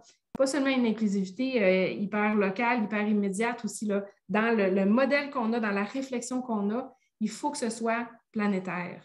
Ça ne peut pas être que local. notre action est locale, mais notre pensée, notre compréhension des choses, elle est globale. C'est très, très bien dit. Donc, justement, peut-être, tu parlais de planétaire, planète, tu as mentionné l'environnement. Il y a quelqu'un aussi tout à l'heure, après la présentation de l'épisode, qui nous a posé une question en lien avec l'environnement. Et le dernier rapport donc, de Canada Helps explique qu'il y a seulement 2% des montants philanthropiques qui sont attribués à des causes environnementales, alors que c'est la préoccupation majeure de 44% de la génération Z. Comment est-ce qu'on fait pour prendre en compte cette préoccupation-là dans le domaine de la philanthropie? Je ne sais pas si Alice ou tu veux lancer le bal par rapport à cette question-là? Oui, bien, tu sais, moi, ma réponse, ça serait quand même simple dans ce sens-là. Je pense qu'au-delà de mettre de l'avant, en fait, des causes qui sont spécifiquement dédiées à l'environnement, ce qui est tout à fait louable dans le sens que ça en prend. Par contre, ça ne pourra pas être 100% des causes qui demain matin se transforment puis deviennent dédiées à la protection de l'environnement. Je pense que c'est de montrer que chez les organismes, une sensibilisation qui est là, qui est faite dans les façons de faire, dans les méthodes, il y a beaucoup d'événementiels, il y a beaucoup de méthodes qui ont des impacts majeurs sur l'environnement ultimement. Donc, je pense que de simplement se ramener à comment chaque organisme peut faire une différence puis démontrer cet engagement-là environnemental pourrait, dans un sens, répondre à ce besoin-là. En tout cas, pour moi, qui est quand même assez sensibilisée, je sais que si je constate qu'un organisme va faire un effort supplémentaire au-delà de, en plus, sa mission, c'est déjà beaucoup, va faire un effort supplémentaire, bien, ça va avoir tendance à me conforter dans mon choix ou dans mon désir de m'impliquer auprès de cet organisme-là. Oui, j'irais dans ce sens-là, vraiment. Là. Merci. Stéphanie, toi qui baigne dans un milieu où l'environnement est à l'honneur, est-ce que tu aimerais compléter ce qu'Alice vient de nous dire? Ben, écoute, moi, je te dirais que l'environnement, tu sais, il n'y a personne qui est contre la vertu, là. La plupart des gens sont sensibilisés. La plupart des organismes ont une réflexion quelconque dans leur lien à l'environnement. Alors, je ne suis pas surprise qu'un chiffre comme celui d'Imagine Canada soit si bas, parce que la plupart des organismes ont une mission, mais ça ne veut pas dire qu'ils ont aucune sensibilité pour l'environnement. Donc, quand ils répondent à un sondage, ils vont répondre par rapport à la mission de l'organisme. Mais toute mission n'a pas nécessairement un passage vert dedans. Là. On n'a pas nécessairement le mot environnement dans la mission. Mais on sait aujourd'hui, par exemple, je siège comme administratrice de Humanité Inclusion Canada. On sait que la plupart des réfugiés, les déplacements de population à travers le monde, c'est associé à deux choses. C'est la guerre ou sinon c'est les catastrophes naturelles. Puis la guerre, souvent, c'est quoi? C'est une question d'accès de ressources. Donc, et pourquoi on a des problèmes de catastrophes d'accès de ressources? Bien, c'est parce qu'on a des changements climatiques qui sont en train d'affecter de façon démesurée les populations traditionnellement les plus pauvres. Donc, l'environnement, est-ce qu'il est quelque part là-dedans? Je n'ai pas dit le mot environnement, pas une fois. Mais est-ce qu'il est là? Certainement. Et je suis convaincue que la plupart des organismes canadiens ont cette réflexion-là également. Ou sinon, ben, c'est que ça veut dire que leur membre de CA ne lisent pas les journaux. Là. Donc, j'ai l'impression que l'environnement va devenir un leitmotiv. Et si les jeunes, à 44 estiment que c'est une cause essentielle, ils ont raison. En fait, probablement que 100 des gens, graduellement en tout cas, vont la penser essentielle. C'est une étude transversale, dans le fond. Absolument. Puis, tu sais, comme Alice mentionnait tout à l'heure, c'est pas toutes les organisations on ne demande pas aux organismes ou aux organisations, en fait, de se transformer en cause environnementale, mais chacun peut y amener un peu, peut avoir un impact, en fait, en termes environnementaux. Et j'aurais peut-être envie de vous poser la question, tu sais, concrètement ou de façon, tu sais, plus large, qu'est-ce qu'on pourrait recommander aux gens qui écoutent en ce moment, qui travaillent au sein d'organismes ou d'organisations?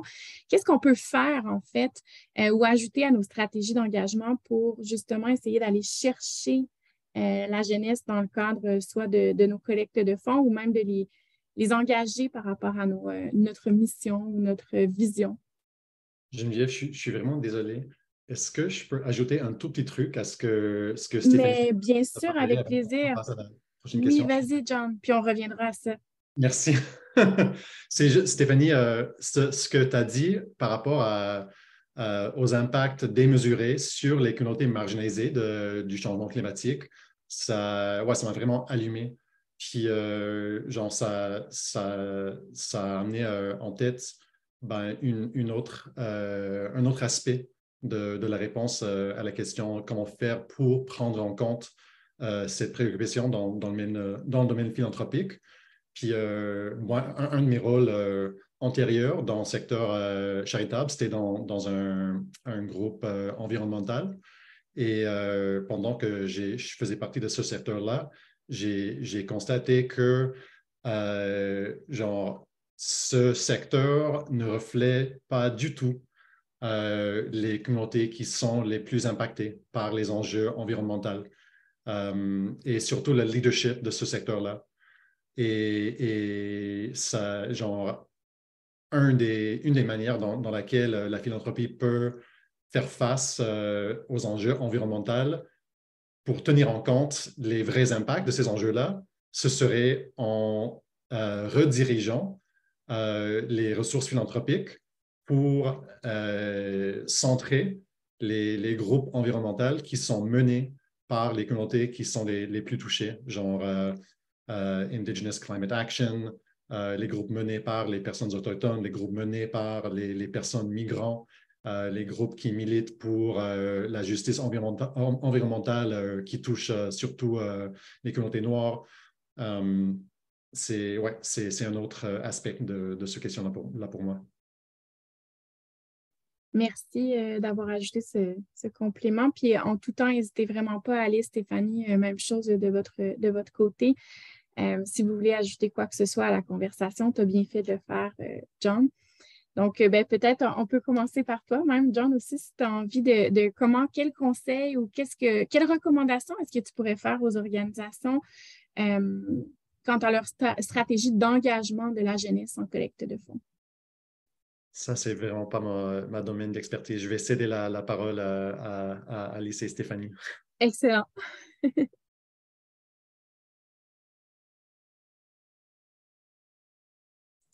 Stéphanie, veux-tu commencer? Ben, écoute, je pense qu'il va falloir qu'Alice aussi embarque parce qu'évidemment, comme Génération X, je peux bien faire des conseils qui vont peut-être rejoindre les gestionnaires, les directeurs, les membres de conseil d'administration. Mais je dirais que dans mon expérience, j'allais dire, peu importe la génération avec laquelle on travaille ou qu'on cible, bien, d'une part, il ne faut pas juste penser cibler, il faut penser travailler avec. Ça, c'est fondamental. C'est fondamental. Ensuite, travailler avec les jeunes, il faut comprendre le modèle de société qui les intéresse. Ils sont en train de bâtir un modèle de société, ça se bâtit au quotidien.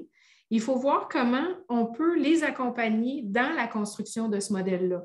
Donc, quand je fais une sollicitation, je ne suis pas en train de dire « Hey, moi, j'ai une maudite bonne idée, toi, tu as de l'argent, donne-moi-le, puis je vais faire ce que je veux. » Ça, là, mauvaise idée, pas la bonne chose à faire. Ce qu'il faut faire, c'est, écoute, j'ai un modèle de société dans ma tête qui, je trouve, pourrait possiblement t'intéresser, que dirais-tu qu'on en parle, on en discute, et à deux, on trouve une façon d'articuler une idée qui nous convient à tous les deux, et là, on travaille ensemble pour que cette idée-là se concrétise. Donc, je dis souvent, dans mon univers, moi, je suis dans une fondation d'une institution. Moi, dans mon univers, ce que je cherche à faire en tout temps, c'est d'amener la communauté, les jeunes en particulier, à s'approprier l'institution qui leur appartient et à faire en sorte que cette institution-là soit au service de la vie qu'ils veulent bâtir avec leur communauté. Alors, je renverse complètement la façon d'intégrer les jeunes, mais aussi des gens d'autres générations, à l'effort philanthropique pour soutenir mon organisation. Je suis très, très, très loin, puis vous relirez Mordecai Richler avec The Apprenticeship of Dottie Kravitz. Là. Quand Dottie Kravitz dit à son ami dans un club sportif, il dit I need a disease. My wife wants to wear pearls at her cocktail. On n'est plus là. Dans ma vision des choses, on n'est plus là. Et je pense que je suis en apprentissage moi-même d'une nouvelle façon d'actualiser la philanthropie. Et je vais apprendre de ça d'Alice. Mais j'allais justement rebondir là-dessus, Stéphanie, parce que je trouve que l'axe que tu as adopté, c'est exactement là où je me situe aussi, c'est de collaborer dès le départ, de ne pas prendre... Moi, j'ai souvent l'image de la tour d'ivoire, les décisions se prennent là, puis on fout la décision en bas, puis là, ben, ça fait ou ça fait pas, mais la décision est prise. C'est un peu démodé comme façon de faire, de vraiment collaborer, co-créer pour développer des solutions qui sont adaptées. Puis, tu sais, adaptées à une portion de la génération, on ne veut pas dire à tous les domaines, à tous les segments. Donc, c'est peut-être d'intégrer de la multidisciplinarité aussi au-delà des générations différentes. Puis, pour moi, tu sais, il y a quelque chose que je trouve fondamental puis qui me mobilise beaucoup. Puis je pense que j'ai des collègues aussi à qui ça parle. Donc, je me mouillerais peut-être avec une petite recommandation vraiment selon ma perspective, mais j'ai l'impression qu'il y a un élément d'expérientiel qui est, c'est peut-être mon côté marketing qui parle, mais qui est vraiment important, puis qui va mobiliser au niveau de l'entourage aussi beaucoup. Donc, d'intégrer cet élément-là d'expérientiel dans l'approche, dans les pratiques, dans la façon dont on va penser, un peu redéfinir comment on va chercher nos générations. Puis ça, dans le fond, je pense qu'il y a plusieurs organismes qui le font de plus en plus. Mais encore là, de ne pas faire ça tout seul parce que de un, il y a un manque de ressources définitivement, mais d'intégrer nos générations dans cette vision expérientielle-là pour qu'eux la créent à leur image puis qu'ils la partagent à leurs collègues. Parce qu'on le disait, on le voyait tantôt avec Épisode, justement, il y a un fort noyau d'intérêt au niveau du don dans le réseau, d'être capable de se faire solliciter par un proche pour, j'entendais, je pense, une campagne de don, par exemple, qui vient de quelqu'un de notre réseau, on va avoir tendance à plus s'impliquer à ce moment-là. Donc, d'utiliser ça aussi dans tout le volet expérientiel, je pense que ça ferait beaucoup de sens pour, du moins moi, puis peut-être d'autres gens de ma génération. Puis s'il y en a d'autres qui ont des visions différentes, bien, moi aussi, je suis ouverte parce que j'en apprends encore à tous les jours. Puis, est-ce que c'est quelque chose que vous faites à Jeune Philanthrope? Oui, bien, en fait, nous, on mise énormément sur le réseau de nos membres, puis de notre conseil d'administration. C'est un organisme qui est 100% bénévole, fait que c'est sûr qu'on n'a pas le choix. Si on veut pouvoir avancer, c'est le réseau. Puis l'expérience, définitivement, on essaie de... C'est difficile quand on a des ressources très limitées, mais on essaie de se réinventer d'événement en événement, d'initiative en initiative, d'aller un petit peu plus loin que la dernière fois, de faire vivre quelque chose de différent pour se distinguer d'autres événements. Puis on essaie tous de le faire, je crois. Mais je t'avouerais que j'aurais une vision encore un petit peu plus loin. Puis je pense que les membres de mon CA aussi le partagent de l'expérience dans l'engagement. Fait que c'est aussi quelque chose que je souhaite qu'on applique à l'interne pour nous-mêmes là, en tant que recommandation. Alors, j'espère qu'on a tous et toutes pris des notes. Donc, on approche tranquillement pas vite de la fin du panel. Donc, peut-être que je vous laisserai chacun un petit mot de la fin, puis en guise de conclusion.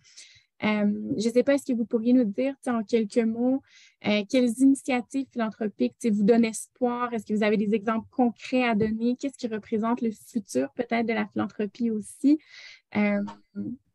Voilà, donc est-ce que tu veux commencer, Alice? Ben, je peux certainement. J'ai surtout hâte d'entendre mes collègues encore là-dessus. Je pense que j'ai beaucoup à apprendre. Mais moi, je reviendrai sur une initiative qui m'a marquée et que j'ai découvert grâce au panel ici aujourd'hui. Puis c'est Ressources en mouvement avec John. J'adore la vision.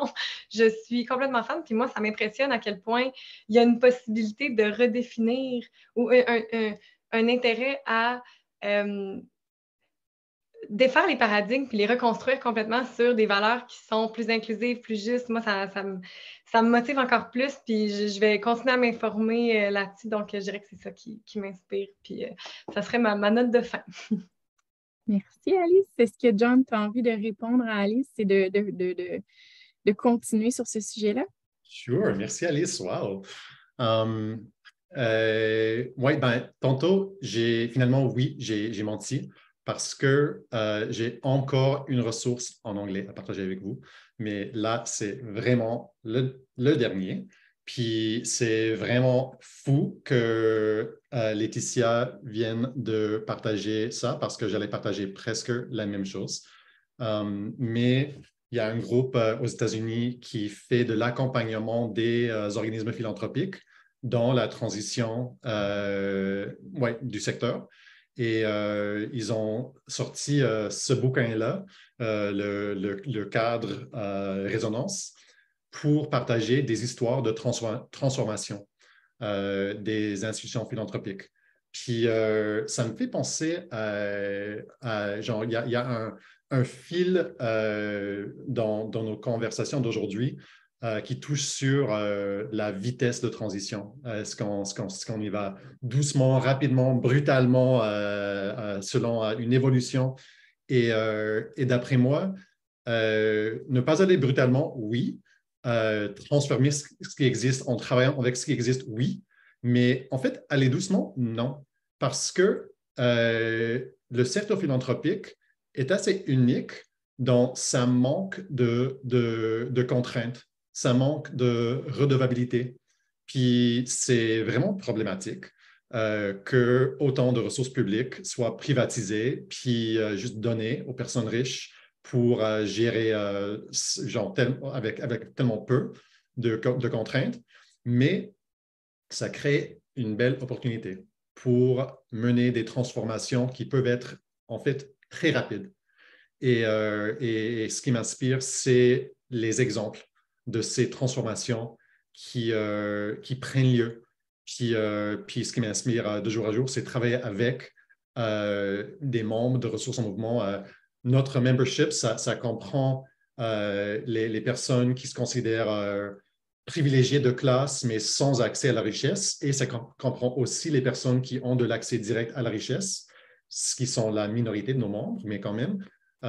Ces membres-là font des choses vraiment magnifiques avec leur argent en faisant confiance aux communautés de militantes et de militants grassroots pour prendre des décisions sur la redistribution de ces sous-là. Puis ça m'inspire beaucoup. Et le dernier lien que je partagerai, c'est le lien pour s'impliquer au sein de Ressources en Mouvement si jamais ça vous intéresse. J'ai aucun doute que tu auras semé le désir, à tout le moins. Tu auras piqué la curiosité de plusieurs d'entre nous. Merci, John.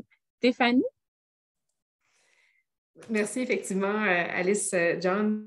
C'est très chouette. Puis je vous dirais que c'est très motivant. Puis peut-être que ma contribution dans cette ronde-ci de questions, elle est plus pragmatique au sens où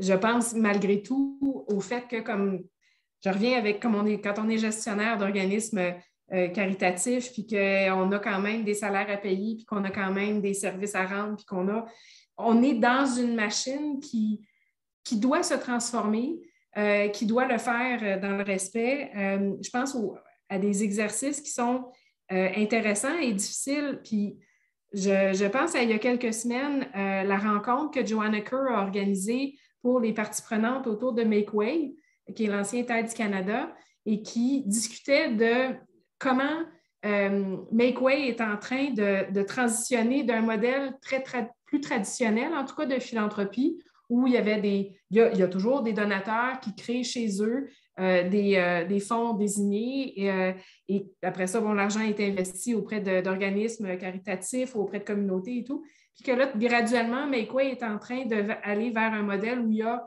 des organisations, des réseaux communautaires qui vont aider l'organisation à orienter ses investissements, qui vont carrément décider de comment l'argent va être utilisé dans leur communauté pour améliorer les choses. Donc, il y a une séparation de l'autorité sur les fonds du donateur qui a créé son fonds vers la communauté qui va en être bénéficiaire et qui va aussi, évidemment, communiquer et rendre des comptes sur ce qui a été fait avec les sous, mais il y a vraiment une autorité qui est en train de se construire dans les communautés utilisatrices.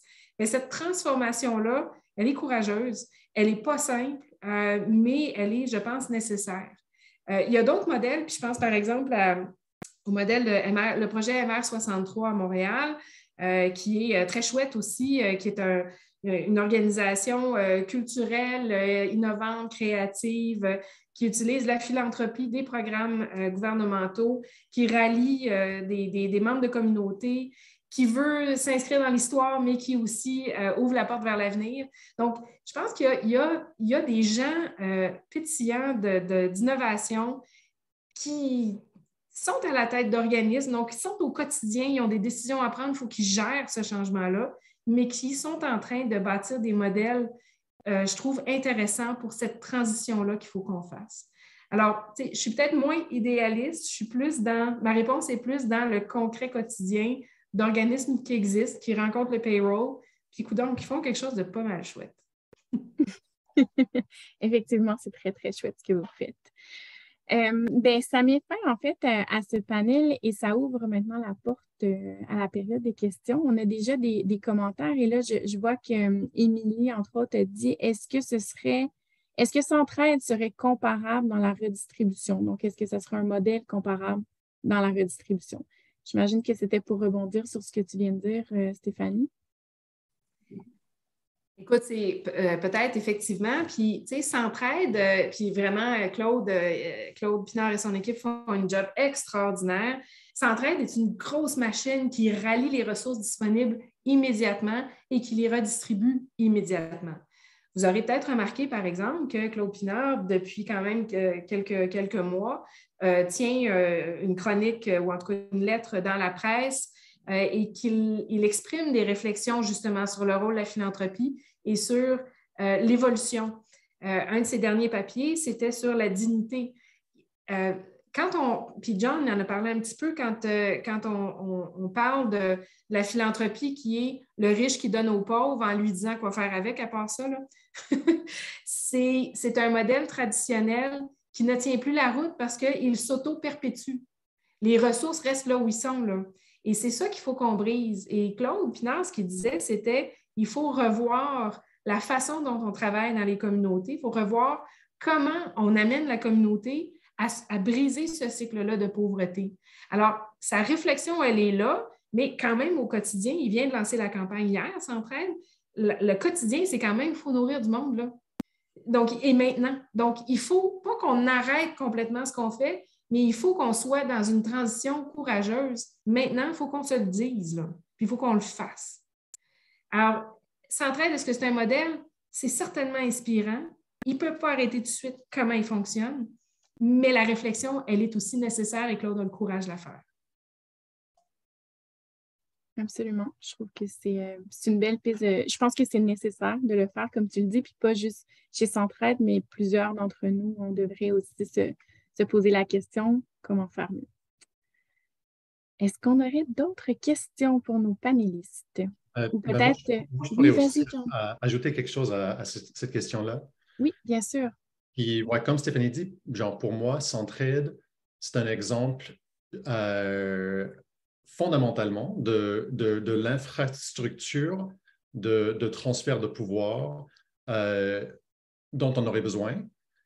Et en même temps, genre le modèle, c'est que les personnes avec les ressources donnent ces ressources-là à une collectivité de gens qui prennent des décisions ensemble pour redistribuer ces ressources envers les groupes qui militent contre les problèmes sociaux, selon l'expertise du groupe qui prennent ces décisions.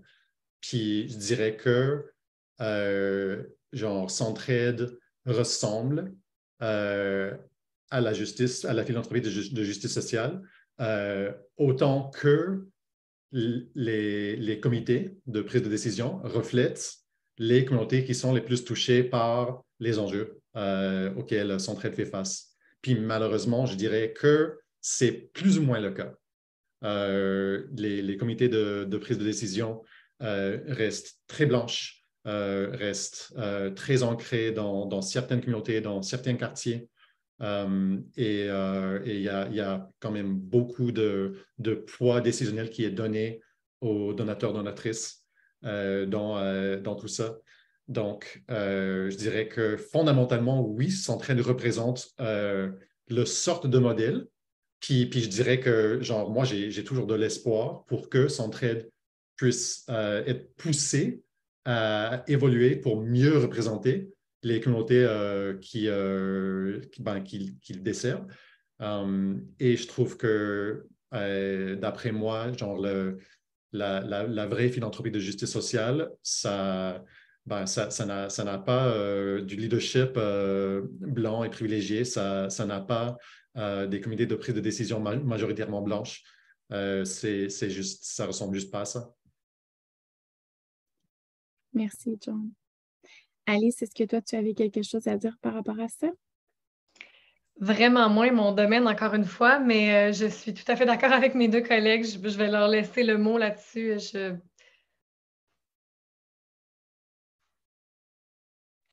Est-ce qu'on a d'autres questions du public? Une question, OK. Concrètement, qu'est-ce qui, dans une organisation, constitue un coup de cœur pour vous? Qu'est-ce qui fait que vous choisissez une cause? Alice? Oui, là-dessus, je peux peut-être, je suis à l'aise de répondre. Ben, personnellement, en fait, c'est vraiment, je le disais d'entrée de jeu, mais moi, j'aime vraiment la perception d'être capable de mobiliser des gens. Donc, moi, c'est vraiment ça qui va faire une différence sur le choix des organismes auprès desquels je vais m'impliquer. Donc, tu sais, c'est certain qu'on peut le faire à toute échelle, mais moi, il faut que la mission soit plus de niveau à encourager d'autres à faire d'autres implications. Je ne sais pas si je le dis bien, mais vraiment, ça va être la vision globale de l'organisation.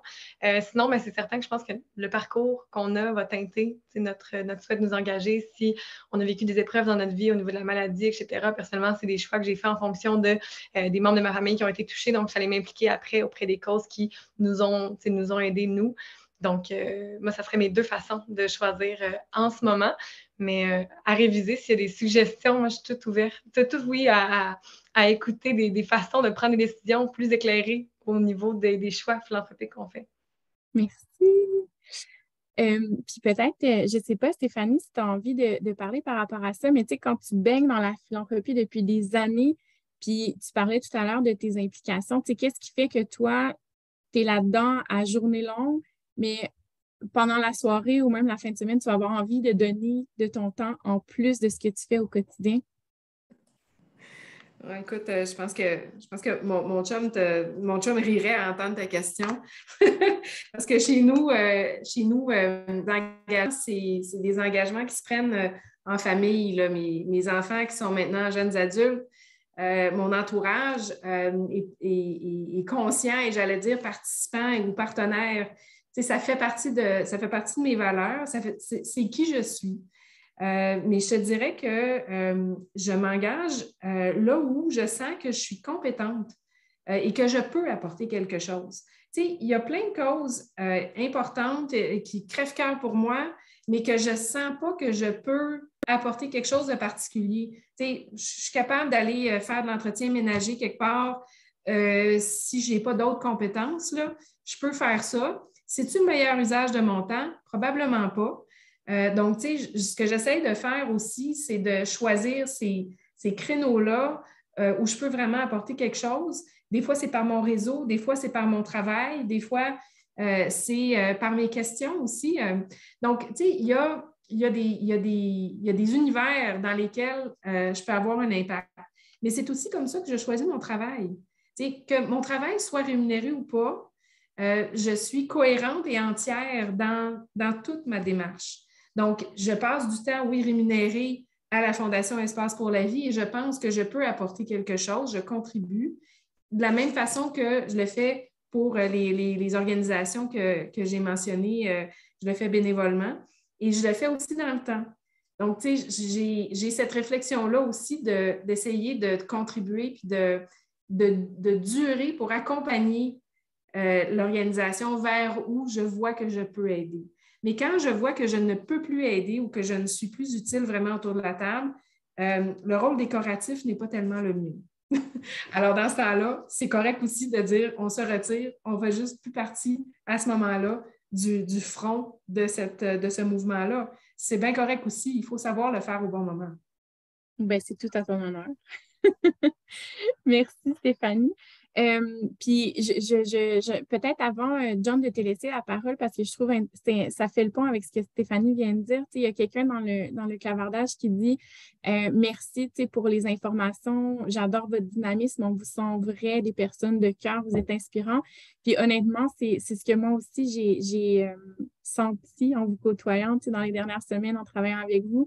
Puis je pense que ça transparaît à l'écran. Vous êtes vrai, vous avez rendu un message. Puis il y a une autre personne qui disait, c'est des conversations qu'on entend peut-être pas assez ou très peu. Donc, c'est le fun aussi que la Fondation J. Armand Bombardier nous ait permis de nous exprimer par rapport à ça. Mais merci pour votre générosité.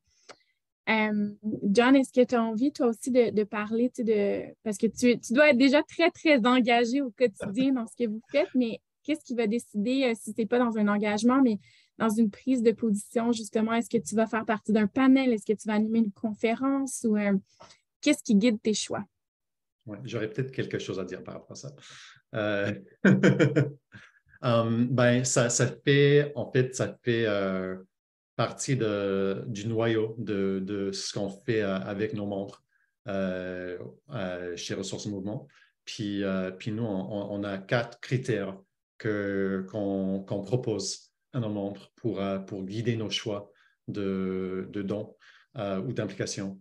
Puis le premier, c'est prioriser les projets, les groupes qui mettent l'accent sur le changement systémique, puis qui s'attaquent aux causes profondes des injustices coloniales, raciales, sociales, économiques, environnementales, etc.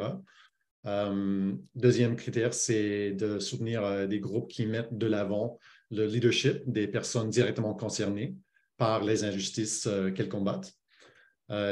Troisième critère, c'est de prioriser les groupes qui utilisent des stratégies de mobilisation puis de pouvoir collectif au sein des communautés marginalisées, donc qui poursuivent des stratégies de genre bâtir le pouvoir collectif qui est tenu collectivement par des membres de ces communautés-là. Puis quatrième, ce qui touche un peu à ce que toi tu viens de dire, Stéphanie, c'est de prioriser les groupes et les causes qui pourraient alimenter notre, je ne sais pas comment dire ça en français, mais qui pourrait alimenter notre